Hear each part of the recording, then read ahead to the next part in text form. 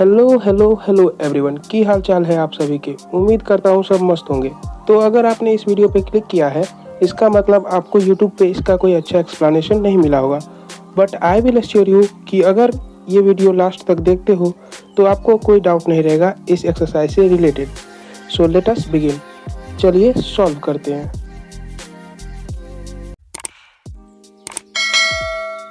तो ये chapter 1 sets exercise 1.1 का question number 1, which of the following are sets, justify your answer.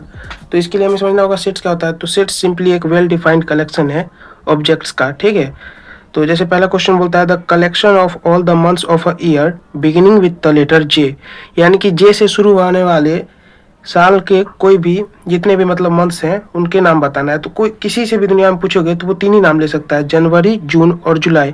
इसीलिए हम लोग ये वेल डिफाइंड हो गया और इसीलिए ये सेट भी होता है। इसको हम लोग लिख सकते हैं कि we can say that member of this collection are January, June and July, so this collection is well defined, hence it is a set. Simple है। फिर सेकेंड क्वेश्चन जैसे है the collection of 10 most talented writers of India.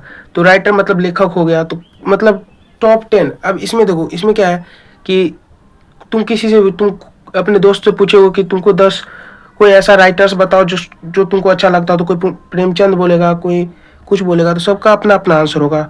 तो ये top 10 very करेगा person to person. किसी और से पूछोगे तो कोई और आंसर कुछ और बताएगा, और मुझसे पूछोगे तो मैं कुछ और बताऊंगा। तो इसीलिए ये एक वेल डिफाइंड तो नहीं हुआ ना, तो इसको भी हम लोग सेट नहीं बोल सकते। तो लिखोगे collection of 10 most talented writers of India is not well defined because the criteria for determining a writer's talent may vary from a person to person, hence it's not a set. ठीक है, simple है। फिर जैसे third question है हमारा, a team of best cricket batsman of the world. अब देखो, जैसे ऑस्ट्रेलिया के किसी भी लोग से पूछोगे कि तुम्हारे लिए बेस्ट क्रिकेटर कौन है, तो मे भी उसका जवाब होगा पैट कमिंस या फिर ट्रेविस हेड। वही अगर इंडिया के किसी भी आदमी से पूछोगे तो मे भी उसका जवाब होगा जसप्रीत बुमराह, विराट कोहली, रोहित शर्मा। उसको छोड़ते हैं। तो नेक्स्ट मतलब इजी है कि पर्सन वेरी, मतलब जैसे जैसे पर्सन बदलेगा इसका आंसर भी बदलते जाएगा। तो जैसे batsman may be best to 1% and may not be so to other person, thus this collection not well defined, hence it's not a set. यानी कि एक के लिए जो आंसर होगा वो दूसरे के लिए नहीं भी हो सकता है। तो सबका अपना अपना राय है, तो इसको हम सेट नहीं मान सकते। मतलब सीधा समझो कि यूनिवर्सल होना चाहिए वो चीज़, तभी सेट कंसीडर करेंगे उसको। फोर्थ क्वेश्चन है कि the collection of all the boys in your class. तो अब जैसे तुम्हारे क्लास में 10 लड़का होगा, ठीक है, तो कोई भी किसी भी मतलब, अब दुनिया में सब तो तुम्हारी क्लास को जानता नहीं होगा, लेकिन जो भी जानता होगा उसको तो पता है कि वही 10 लोग हैं जो कि तुम्हारे क्लास में है। तो किसी से भी पूछोगे, रजिस्टर में जाकर देखोगे फिर भी 10 ही रहेगा, अपने क्लास टीचर से पूछोगे फिर भी 10 रहेगा, अपने दोस्त से या खुद पूछोगे तो वो आंसर हमेशा सेम रहेगा कि तुम्हारे क्लास में 10 ही लड़के हैं और वो 10 यही सब है। तो ये एक वेल डिफाइंड होगा। तो इसको बोल सकते हैं कि ये वेल डिफाइंड है। The collection of all the boys in your class is well defined because you can definitely identify a boy who belongs to this collection, hence it's also set. तो फोर्थ क्वेश्चन भी set होगा, ठीक है। अब next question है the collection of all natural number less than 100। तो collection of all natural number पता ही है कि 1 से स्टार्ट होता है और इनफाइनाइट तक जाता है। तो किसी से भी पूछोगे कि 100 से कम जितने भी नेचुरल नंबर बताओ, तो वो 1 से स्टार्ट करेगा और 99 पे जाके रुकेगा। तो इसीलिए ये भी एक वेल डिफाइंड कलेक्शन है और इसीलिए इसको भी सेट में कंसीडर कर सकते हैं, ठीक है। फिर नेक्स्ट क्वेश्चन है collection of novel written by writer Munshi Premchand. अब देखो, पिछले क्वेश्चन में था कि टॉप 10 बताना था, इसमें पूरा ही पूछ रहा है कि नोवेल। तो अब नोवेल जितना लिखे होंगे उतना ही होगा, तो वो एक वेल डिफाइंड हो जाएगा कि हाँ 10 नोवेल उन्होंने लिखा है, तो वो 10 का 10 किसी से भी पूछेगा तो 10 ही बताएगा। लेकिन भाई उसमें अब रैंकिंग का बात आ जाता है, तब वो डिफर कर जाता है। जैसे टॉप 10 का था, और टॉप 10 और ऑल में अंतर होता है। ये सब के लिए सेम रहेगा, लेकिन टॉप 10 में भी वेरी कर सकता है, इसीलिए ये एक सेट होगा, ठीक है। The collection of novels written by Munshi Premchand is well defined because one can definitely identify a book that belongs to this collection, hence it's a set. Easy है। सेवंथ क्वेश्चन है कि the collection of all even integers. तो collection of all even integers, अब even integers जो है वो एक well defined है कि हाँ 2, 4, 6, 8 वगैरह वगैरह कंटिन्यू आगे जाते रहेगा। तो ये सब वेल डिफाइंड है, किसी से भी पूछोगे वर्ल्ड में तो वो यही बताएगा। ये इनफाइनाइट तक जाता है, फिर भी पूछोगे किसी से तो वो 2 से स्टार्ट करेगा और फिर आगे बढ़ते जाएगा। तो ये भी एक वेल डिफाइंड है, इसीलिए ये भी एक सेट होगा। नेक्स्ट क्वेश्चन है the collection of questions in this chapter. तो अब जैसे इस चैप्टर का क्वेश्चन है, अब तुमको हम दे देंगे कि ट्रायंगल का क्वेश्चन, तो तुमको पता चल जाएगा कोई ट्रायंगल का क्वेश्चन है। सेट का क्वेश्चन रहेगा तो पता चल जाएगा कि सेट चैप्टर से क्वेश्चन है। तो इसका तो कोई एक डिफरेंट नंबर ऑफ इक्वेशंस बन सकता है, इस पैटर्न पे बनेगा, क्योंकि तुम देख के बता दोगे ना कि ये सेट का क्वेश्चन है या नहीं। तो ये भी एक वेल डिफाइंड हमारा कलेक्शन होगा ही। तो the collection of questions of this chapter is well defined because one can identify the question that belongs to this chapter, hence it's a set. ठीक है। और फिर आखिरी 9th क्वेश्चन है हमारा a collection of most dangerous animal of the world. अब ये थोड़ा समझने में मतलब हो सकता है क्या इजी है। देखो जैसे मोस्ट डेंजरस है, सबके लिए डेंजरस का परिभाषा अलग होता है। अब तुम्हारे दोस्त से पूछेगा तो वो मे भी उसके लिए जिसमें ज़्यादा जहर हो वो डेंजरस होगा। तुमसे पूछा जाए तो जिसके पास ज़्यादा फुर्ती हो उस वो डेंजरस हो सकता है, या फिर सबका अलग अलग क्राइटेरिया होता है डेंजरसनेस को नापने का। अब तुम्हें कॉकरोच से डर नहीं लगता है, लेकिन किसी भी नॉर्मल लड़की से पूछोगे तो उसको कॉकरोच से डर लगेगा ही। तो सबके लिए डेंजरस का अर्थ अलग अलग होता है, इसीलिए वेल डिफाइंड नहीं है, ये पर्सन टू पर्सन वेरी करते रहेगा। इसलिए लिखा हुआ है the collection of most dangerous animal of the world is not well defined because the criteria for determining the dangerousness of the animal can vary person to person, hence it's not a set। ठीक है। अब second question पे चलते हैं हम लोग। Second question है let A is equal to 1 2 3 4 5 6। एक सेट दे दिया गया है, ठीक है, ए इज इक्वल टू करके। सेट को हमेशा कैपिटल लेटर से सिंबलाइज करते हैं, इसीलिए यहाँ ए लिखा हुआ है। अब बोल रहा है इंसर्ट द अप्रोप्रिएट सिंबल। ये ई का सिंबल जो है इसको हम लोग बिलोंग्स टू पढ़ते हैं और इसको नॉट बिलोंग्स टू। ई के ऊपर एक डैश लगा दिया है तो ये नॉट बिलोंग्स टू हो गया इन द ब्लैंक स्पेस। तो अब देखो ये बच्चे वाला काम हो गया कि तुमको यहाँ से खोजना है कि 5 इसमें है या नहीं। अगर होगा तो बिलोंग्स टू हो जाएगा और नहीं होगा तो नॉट बिलोंग्स टू हो जाएगा। तो जैसे 5 यहाँ पे है तो ये आराम से हम लोग इसमें लिख सकते हैं कि बिलोंग्स टू। 8 इसमें नहीं है तो हम लोग लिख सकते हैं नॉट बिलोंग्स टू। ठीक है। जैसे 0 है तो 0 इसमें नहीं है तो इसमें नॉट बिलोंग्स टू। यही बच्चों वाला काम, यहाँ से ढूंढो, अगर है तो यहाँ बिलोंग्स टू लगा दो, इसमें नहीं है तो नॉट बिलोंग्स टू लगा दो। बिलोंग्स मतलब क्या, जैसे मैं इंडिया में हूँ तो कोई भी बोलेगा तुम कहाँ से बिलोंग करते हो तो मैं इंडिया में मैं तुम्हें कहीं मिल जाऊंगा। तो ये अगर इसमें कहीं मिल रहा है तो ये बिलोंग करेगा ए से। ठीक है। ए ये पूरा है और ये ए में है तो इसीलिए बिलोंग्स हो जाएगा। जैसे 2 इज बिलोंग्स टू ए, क्योंकि 2 यहाँ पे दिख रहा है आपको, तो ये हो गया 2 बिलोंग्स टू ए और 10 जो है नॉट बिलोंग्स टू ए होगा। ठीक है। इजी था और ये भाई सबसे इजी चैप्टर है पूरे क्लास 11th का। तो नेक्स्ट क्वेश्चन है हमारा question number 3, write the following sets in roster form. अब देखो इसके लिए थोड़ा समझना पड़ेगा कि हम लोग सेट्स को 2 तरीके से लिखते हैं, एक रोस्टर फॉर्म और एक सेट बिल्डर फॉर्म। ठीक है। दोनों में क्या डिफरेंस है बताता हूँ। जैसे ये जो लिखा हुआ है ये सेट बिल्डर फॉर्म कहलाता है, क्योंकि मतलब इंग्लिश भाषा का जहाँ उपयोग हो जाए, समझ लो, सिंपल समझने का बात है, जहाँ इंग्लिश में लिखा होगा ना वो हो जाएगा आपका सेट बिल्डर फॉर्म। और इसी को अगर हम लोग मैथ की भाषा में लिखते हैं तो उसको रोस्टर फॉर्म बोलते हैं। जैसे कि देख लो ये x है, इसके बाद ये जो साइन है वो इज टू का साइन है। ठीक है। अभी के लिए आप इसको इक्वल टू से कंपेयर कर सकते हैं कि ये एक तरीके से इक्वल लिखा हुआ है। तो ए देखो ये ए मैंने बोला था सेट को सिंबलाइज करता है, कैपिटल लेटर से ही होगा। तो ए जैसे कैपिटल लेटर है तो ए जो है सेट है। नेक्स्ट है ए एक्स इज टू एक्स, यानी कि एक्स इज टू यानी कि समझ लिए इक्वल टू। तो एक्स के बारे में यहाँ बताया गया है कि एक्स जो है इंटीजर है। ठीक है। और वो एक्स जो है वो -3 से बड़ा है और इक्वल भी है और 7 से छोटा भी है। ठीक है। तो वो अब यहाँ पे इंटीजर है, इंटीजर तो आपको पहचानने आता है, तो आपको बस यहाँ पे लिख देना है जो भी इसमें होगा। कर्ली ब्रैकेट एक ये ऐसा साइन आता है मैथ्स में, ये आपको लगाना रहता है सेट्स में, और रोस्टर फॉर्म में लिखने के लिए ये लगा के, और देखो -3 से इक्वल भी होना चाहिए। तो छोटे से ही शुरू करते हैं हम लोग, तो -3 से इक्वल भी होना चाहिए और -3 से बड़ा। तो -3 से बड़ा क्या होगा, -2 होगा, फिर -1 होगा, फिर 0 होगा, फिर 1 होगा, फिर 2 होगा, 3 होगा, फिर 4 भी होगा, एंड फिर 5 होगा, 6 होगा, 7 होगा। 7 में इक्वल का साइन लगा, 7 से छोटा होना चाहिए। 7 से छोटा 6 हो गया, यहीं रुक जाएगा और हमें कर्ली ब्रैकेट लगा देना है। तो यही रोस्टर फॉर्म कहलाता है। मैथ की भाषा में लिख दिए तो रोस्टर फॉर्म, और अगर इंग्लिश की भाषा में लिखा हुआ है तो सीधा बात है सेट बिल्डर फॉर्म। ठीक है। नेक्स्ट क्वेश्चन है हमारा x is a natural number less then 6, यानी कि एज टू को हम बोले तब तक के लिए इक्वल टू आप समझ सकते हैं। तो b इज इक्वल टू, तो b हमारा सेट को रिप्रेजेंट कर रहा है, x इज टू x। ठीक है। तो x जो है वो एक नेचुरल नंबर है जो कि 6 से छोटा है। अब हम लोग वही मैथ की भाषा में लिखना है तो एक कर्ली ब्रैकेट लगाएंगे और 6 से छोटा नेचुरल नंबर। नेचुरल नंबर क्या होता है, तो आप बच्चे में पढ़े हुए, नेचुरल नंबर 1 से स्टार्ट होता है और फिर बढ़ते जाते तो 6 से छोटा नेचुरल नंबर क्या होगा, 1 होगा, 2 होगा, 3 होगा, 4 होगा और 5 होगा। 6 नहीं होगा क्योंकि 6 से छोटा बताना है और हमें ये कर्ली ब्रैकेट लगा देंगे, बस क्वेश्चन बन गया। नेक्स्ट हमारा थर्ड है, मतलब थर्ड क्वेश्चन का थर्ड क्वेश्चन है कि c is equal to x is a 2 digit natural number such that the sum of its digit is 8। इसमें थोड़ा बच्चा फंसते हैं लेकिन ये इजी क्वेश्चन है। जैसे आप इसमें ना सीधा आप लिख सकते हो 1 से लेके, अब इसका एक ट्रिक है, 0 लिख लो, 0, ठीक है। आपको पता है दुनिया में कोई भी नंबर है तो वो क्या 0 1 2 3 4 5 6 7 8 9 इसी सब से मिलके बना हुआ है। तो हम लोग पहले 0 लिखते हैं, ठीक है, फिर 1 2 3 4, पहले इतना का कर लेते हैं, इसके बाद देखेंगे। अब देखो प्लस 0 में क्या जोड़े कि 8 आ जाए तो 8 जोड़ेंगे, 1 में क्या जोड़े कि 8 आ जाए 7, और 2 में क्या जोड़े कि 8 आ जाए 6, 3 में क्या जोड़े कि 8 आ जाए 5, और 4 में क्या जोड़े कि अब यहाँ 0 1 2 3 4 लिखे 5 भी लिख सकते हैं, प्लस 5 में क्या जोड़े कि आ जाए 3 जोड़ेंगे, सॉरी यहाँ पे होगा 4, ठीक है। 5 में क्या जोड़ेंगे 3। अब देखो ये 3 और 5 और 5 3 एक जैसा हो रहा है तो रिपीटेशन जहाँ आ जाए वहीं पे आपको छोड़ देना है, ये आपको नहीं लिखना है। तो अब देखिए इस दो का हमारे पास पेयर बन गया है कि ये दो डिजिट का पेयर है। अब इस दो डिजिट से हम लोग कौन कौन सा बना सकते हैं नंबर वो देख लेते हैं। तो जैसे 0 और 8 से हम लोग तो एक 0 8 ऐसा एक बन सकता है और 8 0 बन सकता है, ठीक है।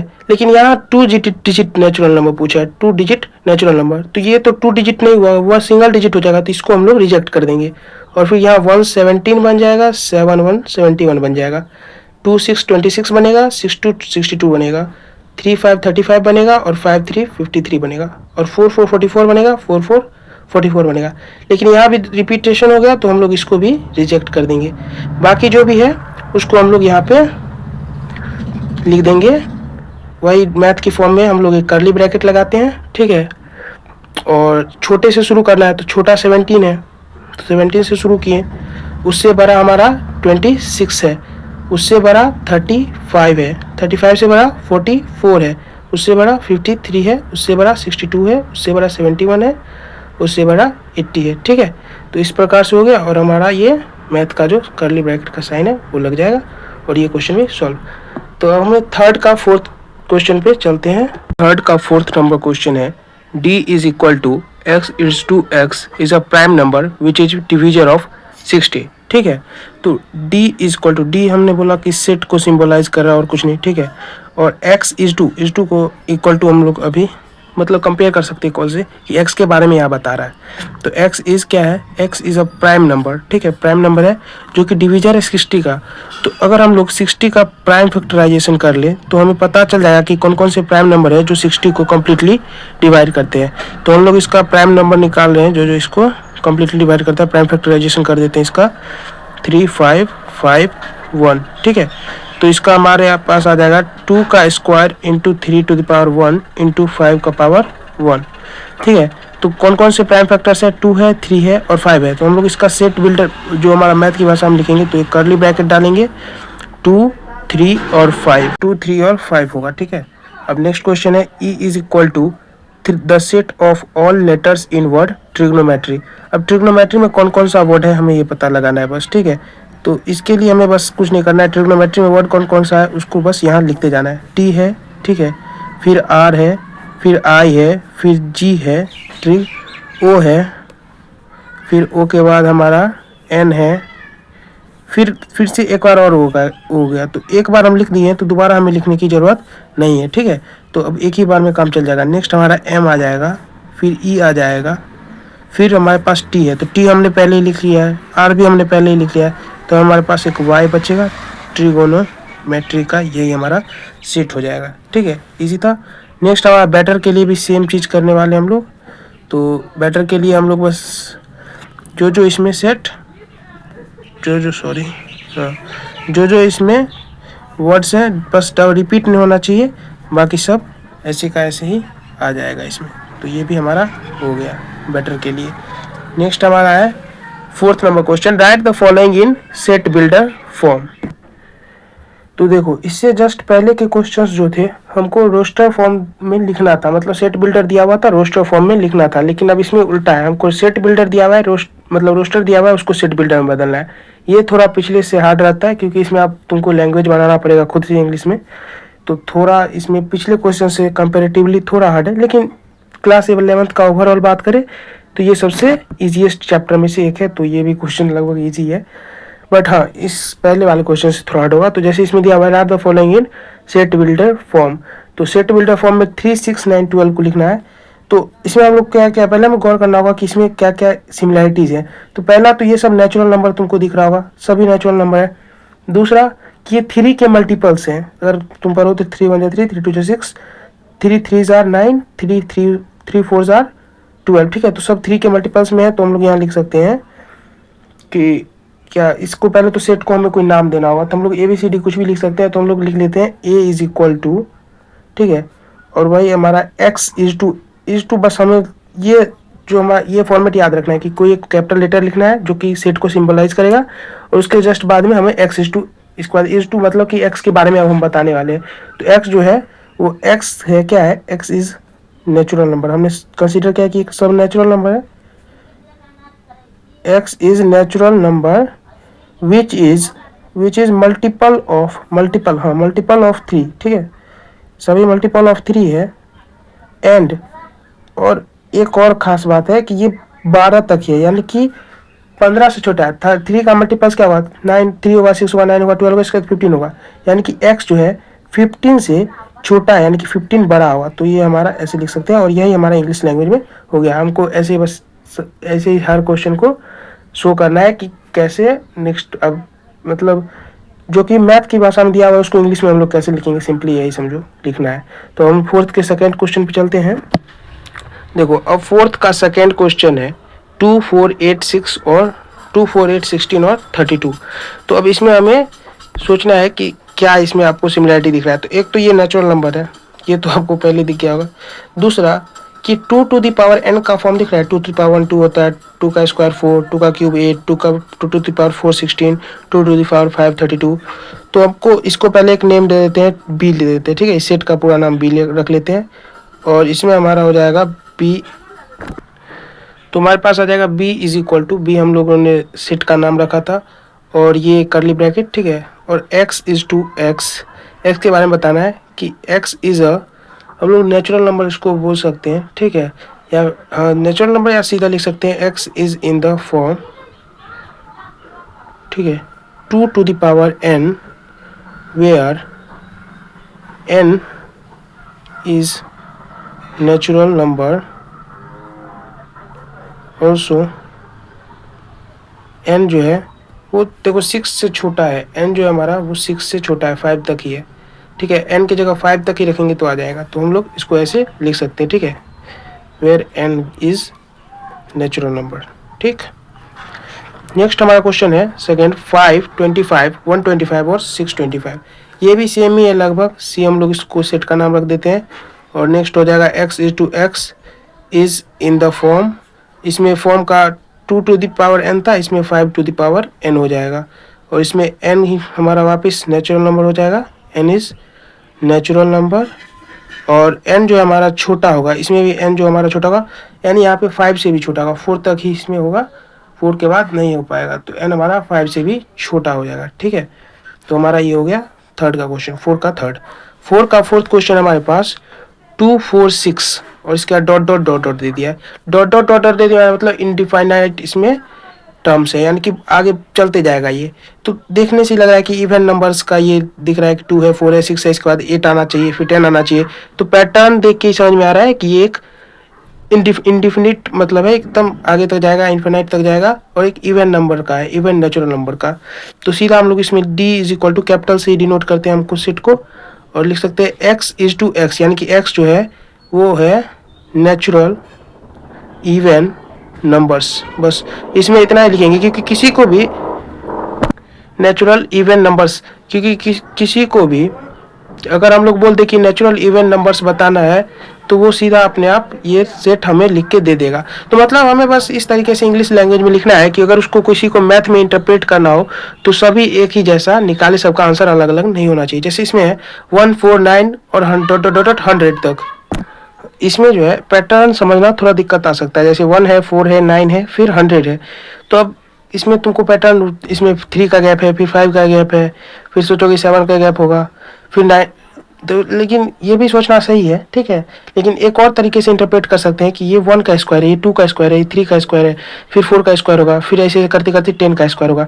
यानी कि ये जो सीरीज चल रहा है वो स्क्वायर के टर्म में है। तो हम लोग इसको सेट, पहला तो ये एक सेट होगा, ठीक है। तो सेट के लिए हम लोग इसे इसको सिंबलाइज कर दिए, x इज टू x, और ये हम लोग लिख सकते हैं कि एज स्क्वायर ऑफ, क्योंकि स्क्वायर में है सब, is square of natural number, ठीक है।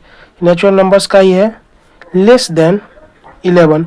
अगर हम ये लिख देते हैं तो दुनिया के किसी भी व्यक्ति से अगर हम इसका रोस्टर फॉर्म बनवाएंगे तो सब यही बना के देगा हमें, ठीक है। 9 के बाद वो चाहे 16 लिख दे, मतलब, लेकिन बनेगा तो यही ना।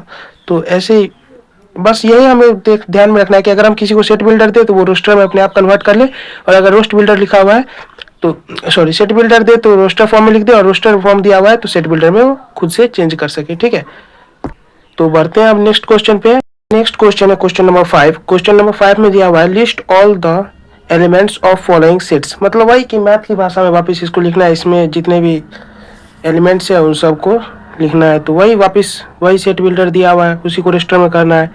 तो एक ही चीज रिपीटेशन है पूरा एनसीईआरटी में। तो देखते हैं, दिया हुआ है a is equal to x is an odd natural number, यानी कि ऑड भी होना चाहिए और नेचुरल नंबर भी होना चाहिए, ठीक है।